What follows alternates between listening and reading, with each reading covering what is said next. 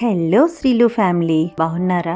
బాగుండాలండి. మీరెప్పుడు బాగుండాలని మనస్ఫూర్తిగా కోరుకుంటూ 365 డేస్ 365 వీడియోస్ అనే కాన్సెప్ట్ తో మనం వీడియోస్ చేస్తున్నాం కదా. అందులో భాగంగా ఈ మధ్యన సాక్షాత్ శ్రీ వెంకటేశ్వర స్వామి మాటల్లో తల్లిదండ్రులను ప్రేమగా చూసుకుంటూ గౌరవిస్తూ ఆరాధిస్తూ ఉండడం వల్ల కలిగే ఫలితాన్ని విన్నాం కదా. ఇప్పుడు తల్లిదండ్రుల గొప్పతనం గురించి శాస్త్రాలలో ఏం చెప్పబడిందో ఒక్కసారి చూసేద్దామా?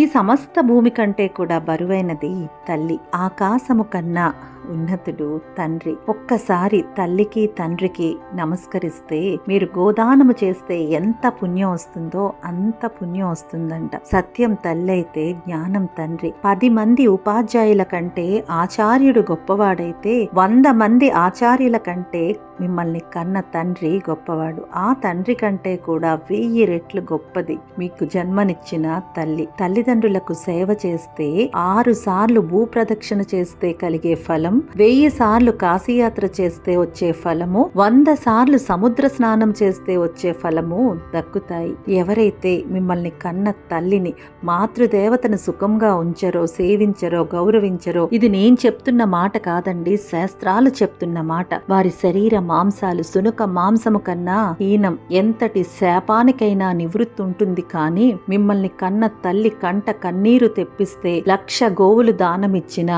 1000 అశ్వమేధ యాగాలు చేసినా కూడా మీకు ఆ పాపం పోదు. తను చెడి తన బిడ్డలను చెడగొట్టిన తండ్రిని అసహించుకున్నా తప్పు లేదంట శాస్త్ర ప్రకారము. చెడు నడతతో ఉన్న తల్లిని నిరాదరించినా కూడా అది తప్పే అని ధర్మశాస్త్రం చెప్తోంది. తల్లిని మించిన దైవం లేదు. మీరు మిమ్మల్ని కన్న తల్లిదండ్రులను ప్రేమగా చూసుకోండి, గౌరవంగా చూసుకోండి. అంతకు మించి వాళ్ళు మిమ్మల్ని నుంచి ఏమీ కోరుకోవటం లేదు. తల్లిని గౌరవిస్తూ తండ్రిని గౌరవిస్తూ మీరు మీ స్థానాన్ని పదిలంగా కాపాడుకోండి. ఆనందంగా ఉండండి. సర్వే జన సుఖినో భవంతు. నమస్తే.